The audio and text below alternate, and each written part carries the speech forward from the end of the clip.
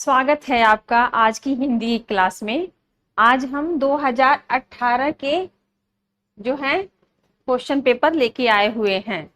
तो आज पहले हम उसमें देखते हैं कि 2018 के क्वेश्चन जो हैं वो किस तरह के हैं, और हम क्वेश्चन के साथ साथ उसके आंसर भी इसमें हम आपके लिए ले आए हैं ताकि आपको समझने में कहीं भी दिक्कत ना हो और आप अच्छे से उसको देखें। तो पहला जो है हमारा जो ये हिंदी का भाग है जिसमें है आपका सीडीपी। तो सीडीपी के पेपर में ऐसे ही रहता है। तो सीडीपी का जो पेपर है वो 1 से लेकर 30 तक का पेपर होता है। उसके बाद हमारा आता है हिंदी का पेपर। तो पहले आप देखिए, ये सीडीपी के पेपर ऐसे ही होते हैं, इस तरह से आते हैं।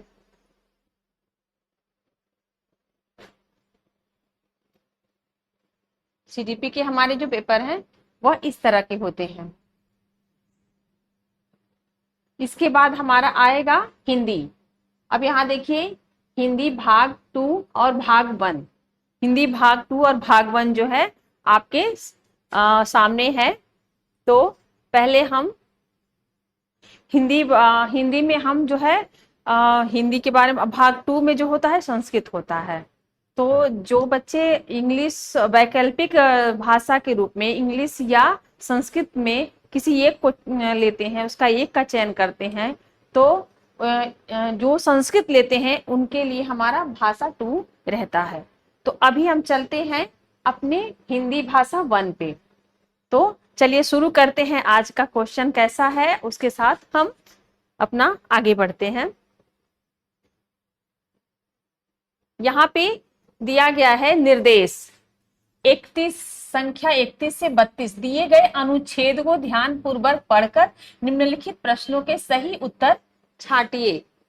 यहाँ पे सही उत्तर छांटना है। पहले हमको ये जो है अनुच्छेद को पढ़ना है, क्योंकि हमारा इसी में से जो है आंसर और क्वेश्चन दोनों इसी में से, क्वेश्चन भी इसी में से पूछा जाएगा और उसके आंसर भी इसी में से आते हैं। तो हम पढ़ते हैं पहले अपने अनुच्छेद को। प्रारंभ से ही प्रकृति और मनुष्य का अटूट संबंध रहा है।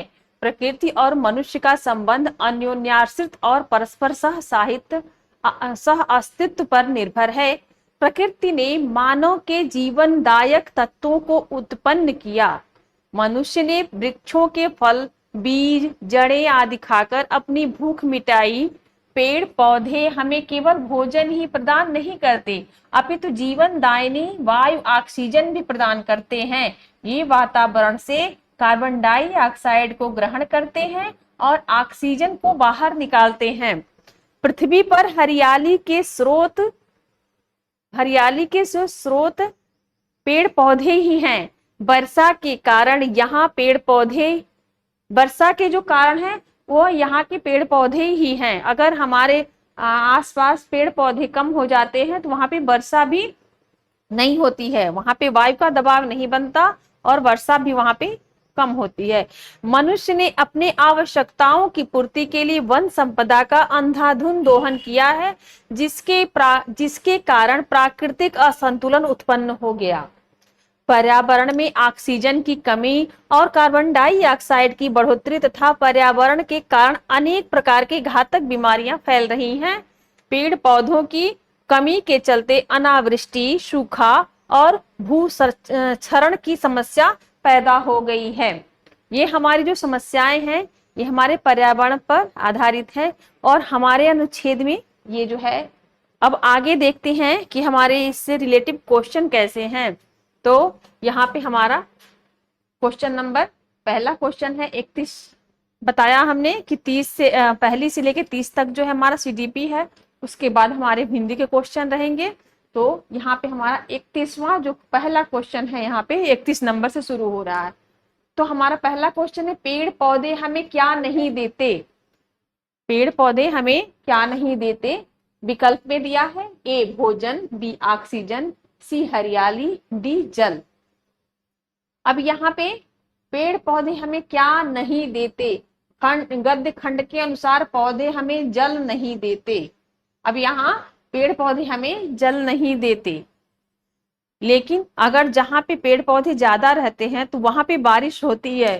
तो ये कहना भी गलत है कि पेड़ पौधे हमें जल नहीं देते, क्योंकि अगर पेड़ पौधे रहते हैं तो वहां पे वायु का दबाव बनता है और बारिश होती है, तो जल तो वहां से प्राप्त होता है। परंतु हमारे क्वेश्चन में अगर ये दिया हुआ है गद्य खंड के अनुसार हमें जल नहीं देते, तो इसको हम यहाँ पे जल के रूप में मान लेते हैं। अगला क्वेश्चन है, पर्यावरण असंतुलन का दुष्परिणाम क्या नहीं है? पर्यावरण असंतुलन का दुष्परिणाम इसमें क्या नहीं है? विकल्प है ऑक्सीजन की कमी के कारण कार्बन डाइऑक्साइड में बढ़ोतरी, बी पर्यावरण प्रदूषण के चलते घातक बीमारियों का बढ़ना, सी पेड़ पौधों की कमी के कारण बाढ़, अनावृष्टि, सूखा और भूमि क्षरण की समस्याएं पैदा होना, डी छायादार वृक्षों में फल नहीं लग पाना। तो यहाँ पे छायादार वृक्षों में फल नहीं लग पाना ये सही हो सकता है। पर्यावरण असंतुलन का दुष्परिणाम क्या नहीं है? छायादार वृक्षों में फल नहीं लग पाना यह पर्यावरण असंतुलन का दुष्परिणाम नहीं है, हमारे आंसर में भी दिया गया है। यहाँ पे हमारा सही आंसर होगा छायादार वृक्षों में फल नहीं लगना। अगला है हमारा क्वेश्चन, कविता शिक्षण की विधि है। कविता शिक्षण की विधि है, विकल्प है कौशल प्रणाली, बी लेखन प्रणाली, सी अर्थबोध प्रणाली या डी अक्षर बोध प्रणाली। तो हमारा इसमें कविता शिक्षण की विधि नहीं है। अब आंसर देखते हैं। कविता शिक्षण की विधि है अर्थबोध प्रणाली। कविताओं द्वारा प्राथमिक स्तर पर भाषा शिक्षण को रुचिकर बनाया जा सकता है। शिक्षक को चाहिए कि छात्रों की रुचि का प्रयोग शिक्षण विधि में करें। यहाँ पे हमारा सही आंसर दिया है अर्थबोध प्रणाली। यहाँ पे शिक्षा में अर्थबोध प्रणाली दिया है, तो सही आंसर होगा हमारा यहाँ पे अर्थबोध प्रणाली।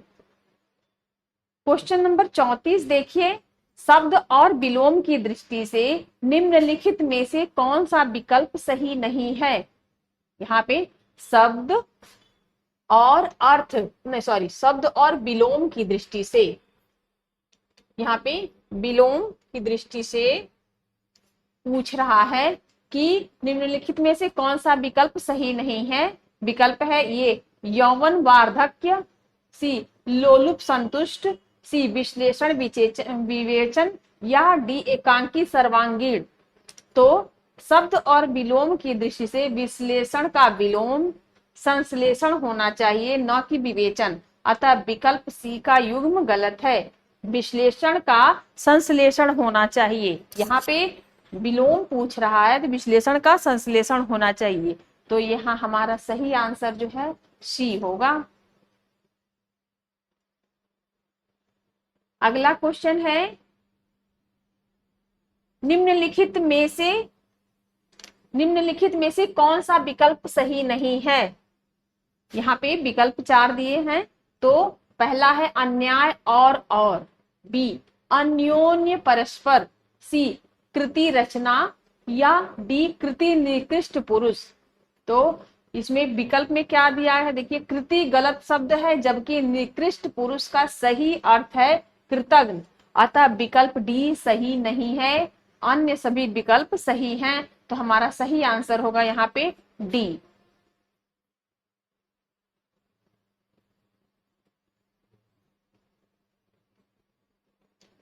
अगला क्वेश्चन है, आए थे हरि भजन को ओटन लगे कपास, मुहावरे का अर्थ क्या होगा?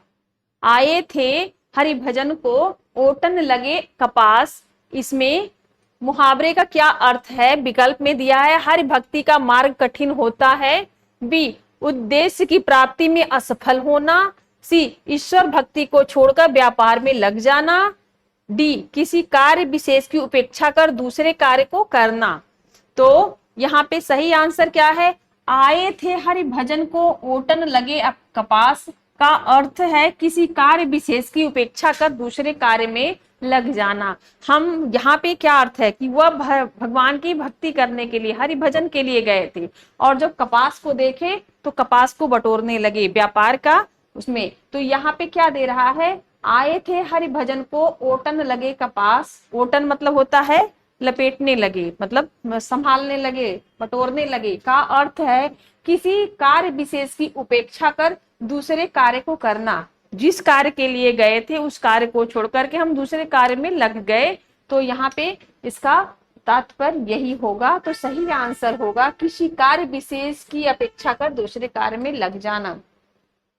अगला है क्वेश्चन नंबर 37, वाक्य और उसके भेद से संबंधित कौन सा जोड़ा गलत है।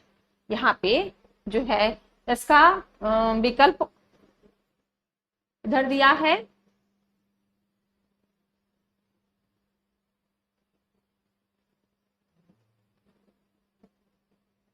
विकल्प में है ये, बच्चे नाश्ता करके विद्यालय गए, सरल वाक्य। बी, जो प्रथम आएगा वह पुरस्कार पाएगा, मिश्र वाक्य।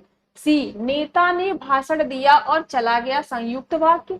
डी, लक्ष्मी गई और सोफिया आ गई, सरल वाक्य। अब इसमें क्या है, लक्ष्मी गई और सोफिया आ गई, दिए गए विकल्पों में से विकल्प डी का जोड़ा गलत है, क्योंकि लक्ष्मी गई और सोफिया आ गई सरल वाक्य का उदाहरण नहीं है, बल्कि संयुक्त वाक्य का उदाहरण है। संयुक्त वाक्य में संयोजक अवयवों द्वारा वाक्यों को जोड़ा जाता है। तो यहाँ पे हमारा सही आंसर होगा डी। अगला है, वाक्यांश के लिए एक शब्द से संबंधित कौन सा जोड़ा गलत है। वाक्यांश के लिए सही एक शब्द में से कौन सा जोड़ा सही है। विकल्प है, जिसका इलाज कठिन हो, दुसाध्य, जो मनुष्य से दूर हो, अमानुषिकी, अमानुषिक। या सी, जो कम खर्च करने वाला हो, अपव्ययी, जो इतिहास लिखे जाने के युग से पूर्व का हो, प्रागैतिहासिक। तो यहाँ पे क्या है, वाक्यांश के लिए एक शब्द से संबंधित कौन सा जोड़ा सही है। तो जो कम खर्च करने वाला हो, अपव्ययी। अपव्ययी मतलब होता है ज्यादा, और यहाँ पे दिया है कम खर्च करने वाले को मितव्ययी बोला जाता है। अपव्ययी जो है वह ज्यादा होता है, ज्यादा, और यहाँ पे मित मतलब कम। तो यहाँ पे कम खर्च करने वाले को मितव्ययी बोलते हैं।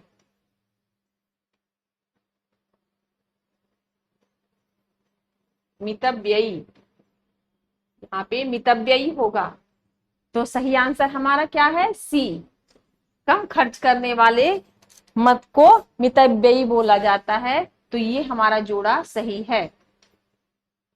क्वेश्चन नंबर 39, विराम चिन्ह की दृष्टि से कौन सा वाक्य अशुद्ध है।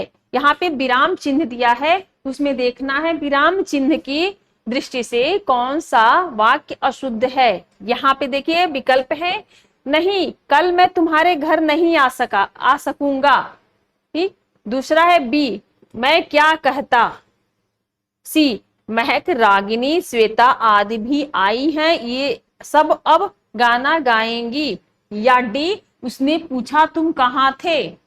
तो यहाँ पे क्या है, नहीं के बाद विस्मय बोधक चिन्ह लगाना चाहिए, यथा नहीं कल मैं तुम्हारे घर नहीं आ सकूंगा, अतः विराम चिन्ह की दृष्टि से यह विकल्प गलत है। यहाँ पे जो नहीं शब्द था, यहाँ पे हमें विस्मयी शब्द लगाना चाहिए था। विस्मयी शब्द जो है ये हमारा नहीं के बाद लगता है। तो विराम चिन्ह की दृष्टि से कौन सा वाक्य गलत है, तो हमारा ये वाक्य गलत है। अब यहाँ पूछा जा रहा है सही, तो विराम यहाँ पे हमें सही टिक लगाना था, तो ये हमारा सही आंसर होगा ए। क्वेश्चन नंबर 40, लोकोक्ति और उनके अभिप्राय का कौन सा जोड़ा गलत है। लोकोक्ति और उसके अभिप्राय का कौन सा जोड़ा यहाँ पे गलत है वो बताना है। विकल्प देखिए क्या दिया है, ए, ओस चाटे प्यास नहीं बुझती, बड़े काम के लिए विशेष प्रयत्न की जरूरत होती है। और इसमें जोड़ा देखना है कि इसमें कौन सा जोड़ा सही है। क्वेश्चन नंबर बी, कड़ाही से गिरा चूल्हे में पड़ा, एक आपत्ति से छूटकर दूसरी विपत्ति में पड़ना। अगला है सी, घी भी खाओ और पगड़ी भी रखो, इतना खर्च करो कि इज्जत बनी रहे। चौथा है काठ की हांडी बार बार चूल्हे पे नहीं चढ़ती। काठ की नहीं चढ़ती, काठ की हांडी बार बार जल जाती है। तो यहाँ पे सही आंसर क्या होगा? काठ की हांडी बार बार चूल्हे पे नहीं चढ़ती, चूल्हे पे नहीं चढ़ती, काठ की हांडी बार बार जल जाती है। अब क्वेश्चन आंसर देखते हैं। लोकोक्ति और उसके अभिप्राय के संदर्भ में विकल्प गलत डी, क्योंकि काठ की हांडी बार बार चूल्हे पे नहीं चढ़ती का तात्पर्य है धोखेबाजी हर बार नहीं चल सकती। अब यहाँ क्या था, यहाँ पे जो है ये नहीं चल, ये अगर नहीं, ये धोखेबाजी हर बार नहीं चल सकती, अगर ये लिखा होता तो हमारा ये जोड़ा सही होता। तो हमारा सही आंसर इसमें बी होगा। सही आंसर कड़ाही से गिरा चूल्हे में पड़ा, ये आपत्ति, एक आपत्ति से बच करके दूसरी आपत्ति में पड़ना, ये तो सही है। घी भी खाओ और पगड़ी भी रखो, इतना खर्च करो कि इज्जत बची रहे, ये भी सही है कि हम अपने आय के अनुसार ही खर्च करें। और तीसरा रहेगा ओस की चाटे प्यास नहीं बुझती, बड़े काम के लिए विशेष प्रयत्न करने पड़ते हैं, ये भी हमारा सही है। परंतु काठ की हांडी बार बार चूल्हे पे नहीं चढ़ती का अर्थ है धोखेबाजी बार बार नहीं चल सकती। तो सही आंसर हमारा होगा डी। अगला क्वेश्चन है चिरंतन शब्द का विलोम निम्नलिखित में से कौन सा होगा? चिरंतन शब्द का विलोम निम्नलिखित से कौन सा होगा? ए शाश्वत, बी सनातन, बी अविच्छिन्न या डी नश्वर। आगे विकल्प हम देखते हैं। चिरंतन शब्द का विलोम नश्वर होगा, शाश्वत का विलोम नश्वर होगा, सनातन का विलोम अधुनातन होगा तथा अविच्छिन्न का विलोम विच्छिन्न होगा। तो हमारा सही आंसर होगा इसमें नश्वर। क्वेश्चन नंबर डी हमारा यहाँ पे सही रहेगा। अगला क्वेश्चन है 42वां, निम्नलिखित युग्मों में से कौन सा गलत है? ए लोहा लेना। लोहा लेना मतलब सामना करना। अब यहाँ पे भी हमारा युग्म देखना है कि लोहा लेना मतलब सामना करना। दूसरा है रास्ता नापना आकलन करना। और सी रग जानना अच्छी तरह से परिचित होना, या डी शैतान के कान काटना बहुत चतुर होना। तो यहाँ पे रास्ता नापना मतलब आकलन करना, ये हमारा गलत होगा। रास्ता नापने का अर्थ है चले जाना होता, न कि आकलन करना। अतः विकल्प बी हमारा गलत है। विकल्प बी हमारा इसमें युग्म जो है वो गलत है। तो हमारा यहाँ पे सही आंसर है बी।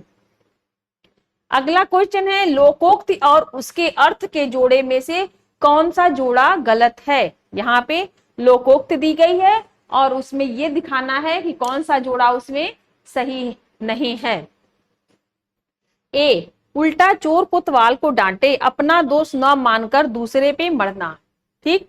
दूसरा है बी आंख का अंधा नाम नयन सुख, नाम के प्रतिकूल कार्य करना। उसी प्रकार है अक्ल बड़ी या भैंस, बल की अपेक्षा बुद्धि अधिक शक्तिशाली होती है। और चौथा है आप बैल मुझे मार, बैल को मारना। तो हमारा लोकोक्ति के अनुसार हमारा क्वेश्चन नंबर डी गलत होगा हमारा, क्योंकि इसका मतलब होगा, देखिए आप बैल मुझे मार लोकोक्त का तात्पर्य है मुसीबत का कारण स्वयं बनना, मुसीबत को मोल लेना या मुसीबत का कारण स्वयं बनना।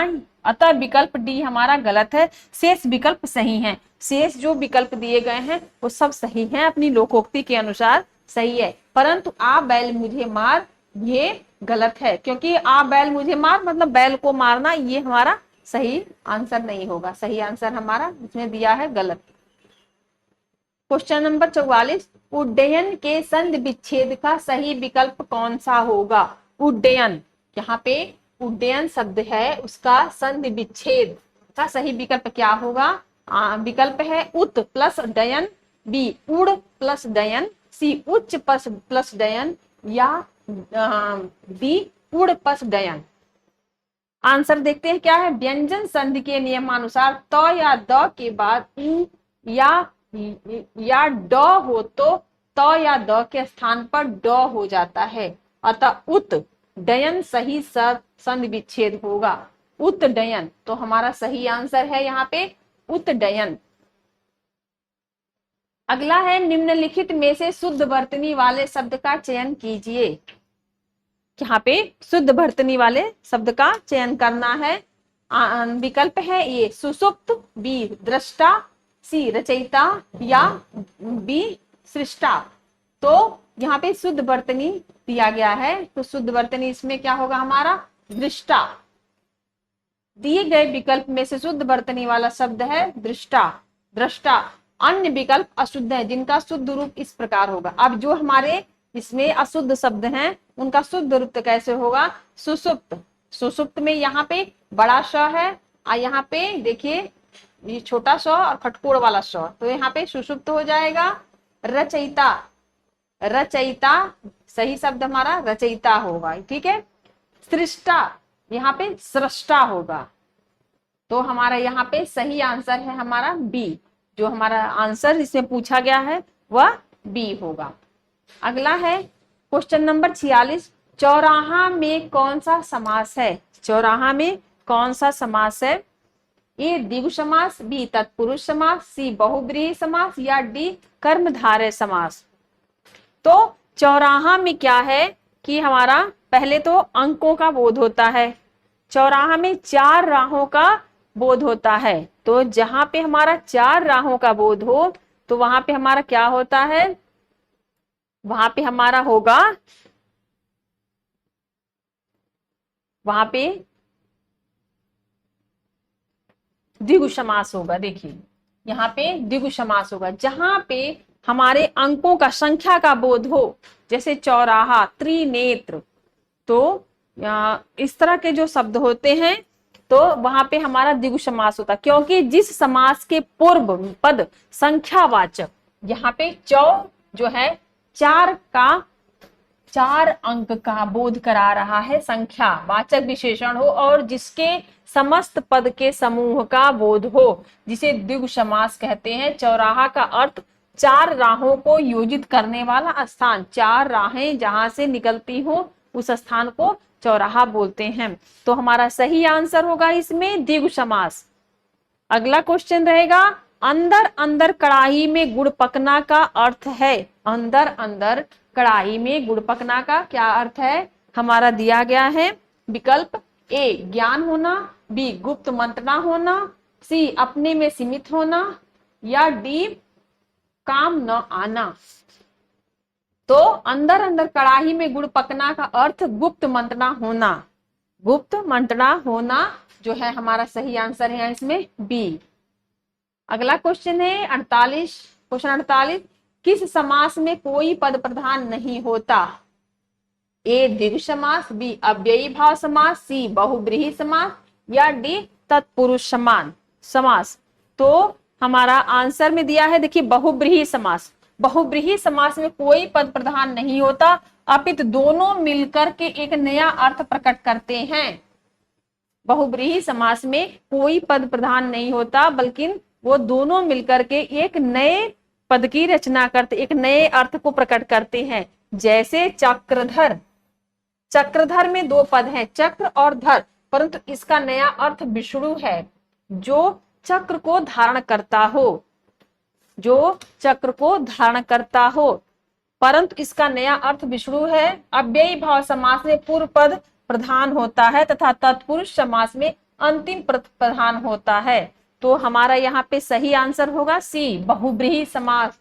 जैसे है पीतांबर, पीतांबर में भी दिया है कि पीत प्लस पीला और अंबर मीन्स होता है कपड़ा, परंतु ये दोनों पद का जो एक नए अर्थ को बनाते हैं। जैसे पीतांबर मतलब पीला वस्त्र धारण करने वाला अर्थात विष्णु। उसी प्रकार है लंबोदर, तो ये जो है हमारे बहुब्रीहि समास के अंतर्गत आते हैं, बहुब्रीहि समास के अंतर्गत आते हैं। अगला क्वेश्चन है क्वेश्चन नंबर 49, स्वर किसका भेद है? स्वर किसका भेद है? ए संधि, बी समास, सी वर्ण या डी लिंग।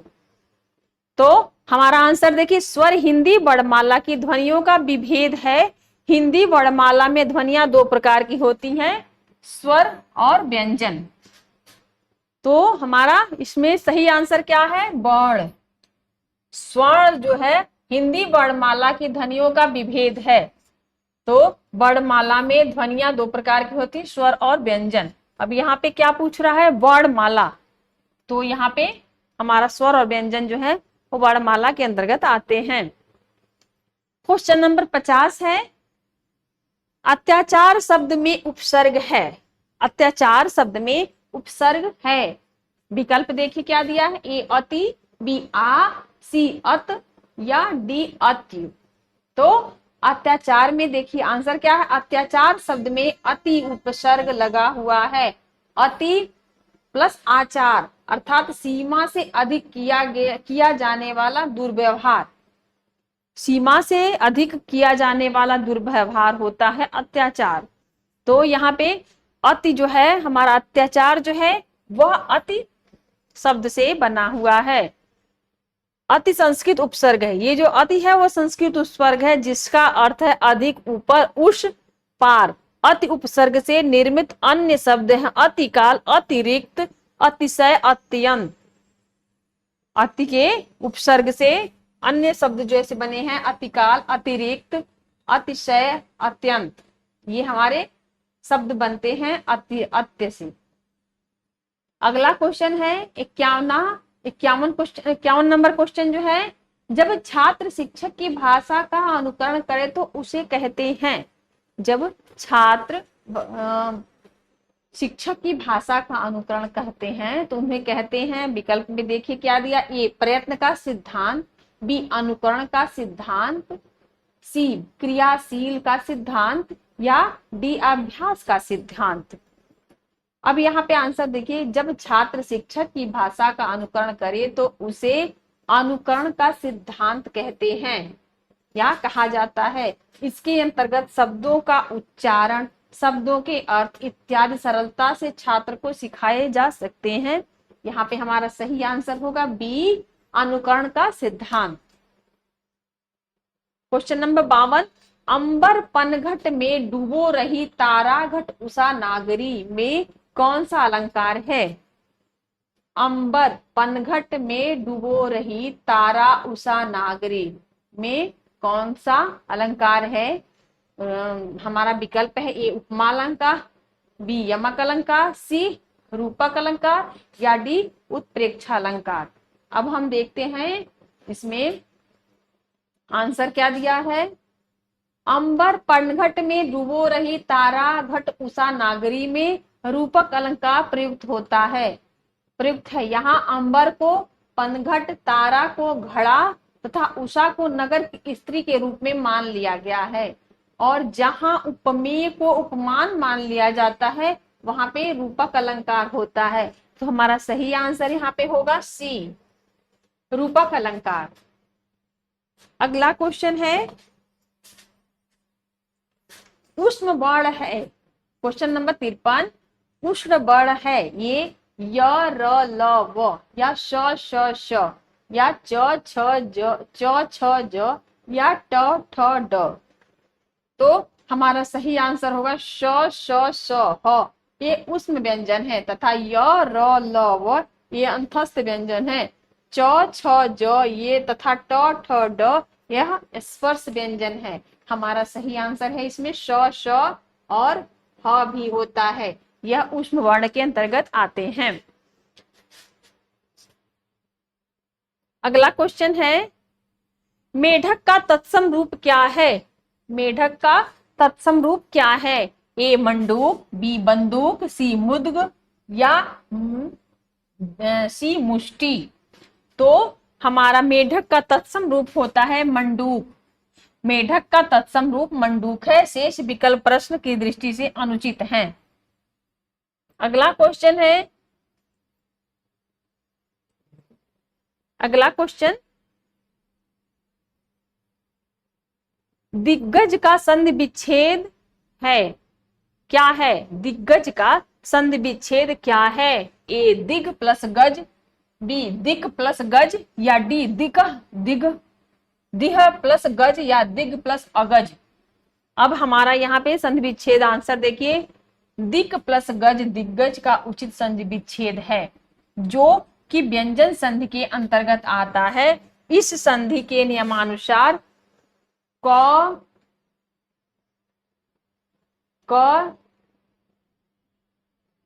च ट त प के बाद किसी वर्ग का तृतीय या चतुर्थी वर्ण आए या य र ल व य र ल व या कोई स्वर आए तो क च ट त प के स्थान पर अपने ही वर्ग का तीसरा वर्ण हो जाता है। तो यहाँ पे हमारा सही आंसर है बी, दिक प्लस गज।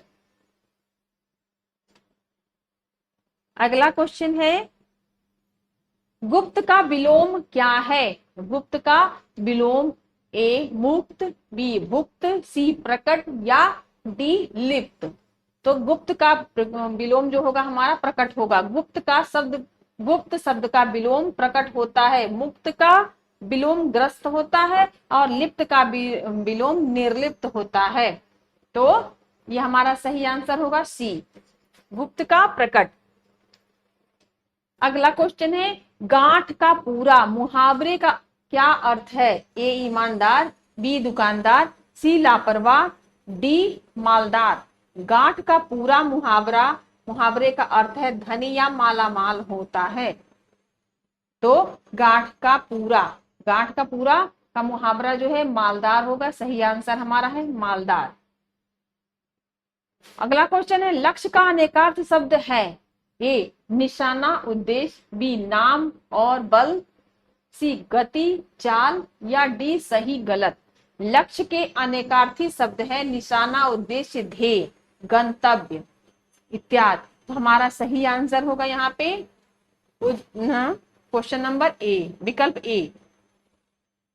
अगला क्वेश्चन है, सुधा का अनेकार्थक शब्द क्या है? ए बादल बिजली, बी अमृत पानी, सी प्राण प्रियतम या डी सेना शक्ति। तो आंसर है सुधा के अनेकार्थी शब्द में अमृत और पानी प्रमुख हैं। सही आंसर होगा हमारा बी। अगला क्वेश्चन है,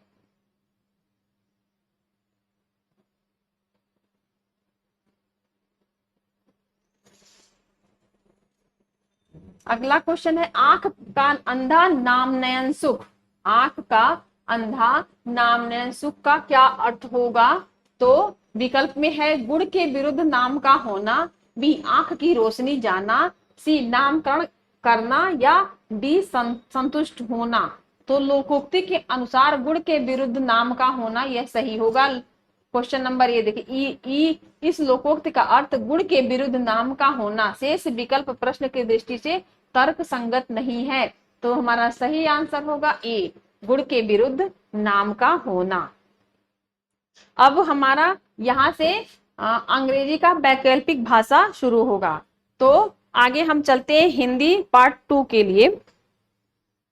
तो अगला जो है हम फिर मिलते हैं एक नए प्रश्न के साथ। तब तक के लिए नमस्कार।